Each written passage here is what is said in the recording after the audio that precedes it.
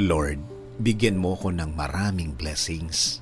Panginoon, thank you for this brand new day. Thank you for the new opportunities that you will provide today. Salamat sa bagong pagkakataon na ibinigay nyo sa araw na ito at sa lahat ng blessings nyo na parating ngayong araw. Yes, Lord, kailangan ko po ng blessings nyo sa araw na ito. Kailangan ko po ng pagpapala ninyo para sa aking buhay. Alam ko po na mas magiging magaan ang araw ko ngayon, Panginoon. Bigyan niyo din po ako ng blessings of protection. Protektahan niyo po ako sa mga taong may mga balak na masama sa akin. Huwag niyo pong hayaan na maging tagumpay sila sa kanilang mga binabalak. Proteksyonan din po ninyo, Lord, ang ibang mga tao na nagiging biktima nila. Huwag niyo rin po hayaan na matuloy ang kanilang masamang binabalak.